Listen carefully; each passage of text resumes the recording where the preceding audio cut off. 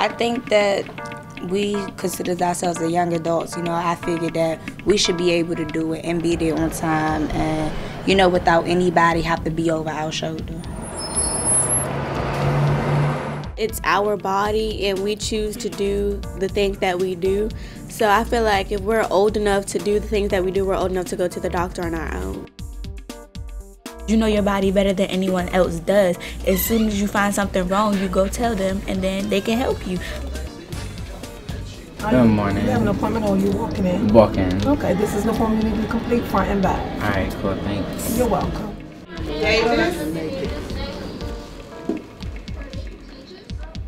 The most important thing that I can tell all adolescents in general is that their care is confidential. And that means that you can kind of say anything that you want without fear that it's going to be shared with anyone, like your school or your family, your friends.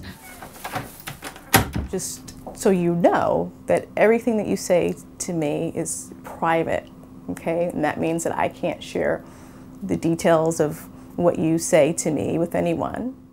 I can see a lot of, teenagers not being interested or not understanding how seeing a psychologist or seeing a therapist would be helpful. Sometimes they feel like it means something negative about them, that it means that they're bad, or when really, it's kind of underlying some other things. There's academic pressures, things going on at home, lots of social peer pressures. It's really difficult to kind of be around a person that doesn't really like you because you're being who you are. We're here to not only listen, because that's really important, but then there's to take it a step further and to help you find solutions. So nice to meet you again. We provide all levels of any type of sexual and reproductive care that you could possibly think of. We provide testing for sexually transmitted infections, contraceptive care, as well as just general information on sexual and reproductive health. Young adolescents be started on what we talked about, the long-acting reversible contraceptives, the LARCs. Now, with all of these methods, again, they don't protect against sexually transmitted infections. So we always recommend that you use a condom when you have sex to prevent sexually transmitted infections.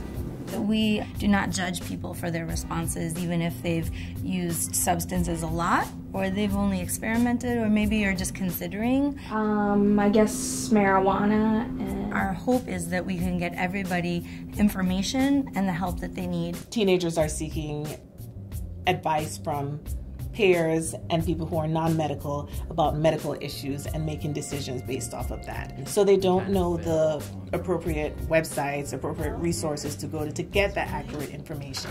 Great talking with you today. I'm glad I came in. Yeah, me too. All right, cool. We understand that this is a transition. We want you to know the language and how to be able to speak with your doctor. You need somebody to hold your hand along the way. You need to trust your doctor because they're going to be the one to help you.